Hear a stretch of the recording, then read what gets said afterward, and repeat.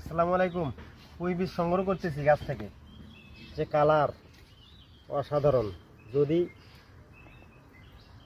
এগুলো কিন্তু যে কোনো খাবারে রং হিসেবে ব্যবহার করা যাবে, একদম ন্যাচারাল, এমনিতেই খাওয়া যায়।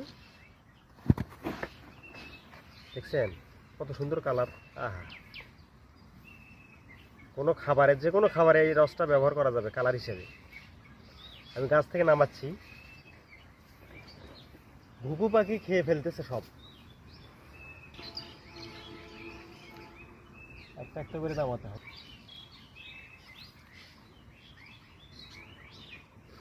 এই যে কলি, এই যে বীজ, কালারটা আমার খুব পছন্দ। এই যে কলি দেখাই, এগুলো হতো, এগুলো বীজ হতো, কিন্তু এটা ভেঙে ফেলছি। একবার সব পাকার পরে নামাতেন, কিন্তু ঘুঘু আপনাদের কাছে থাকলে এই সময় সংগ্রহ করতে পারেন।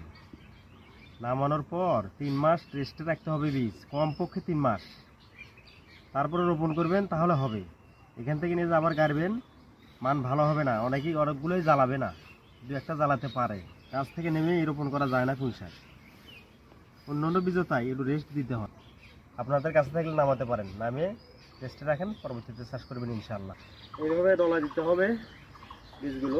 কালার সেই কালার, ধোয়া যাবে না, কিন্তু না ধুয়ে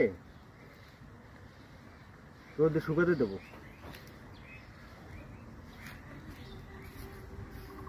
একটা বীজ পড়ে গেছে, ঠিক আছে, আমরা এখন শুকাতে দেবো। এটা চিপ দেওয়ার পরে পুঁই বীজের কালার কতটা গাঢ় একটু বোঝাতে চাই, কালারটা কতটা।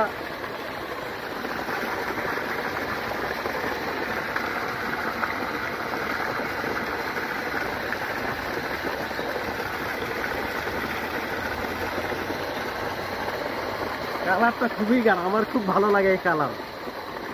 এটা খাবারে ব্যবহার করা যায়, তো যে কোনো খাবারে কালার যদি ব্যবহার করতে চান, পুঁই বীজের কালারটা সংরক্ষণ করে রাখতে পারবেন।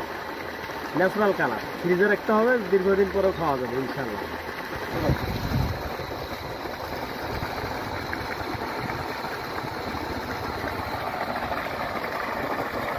পুঁই বীজের কালার এখানে ছেলে কোনো লাভ নাই, এমনি দেখানোর জন্য খেলাইতেছি।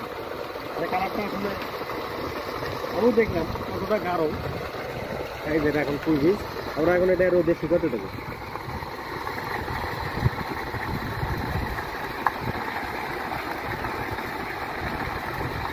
ধুই নাই, আমি এটা ধোবো না।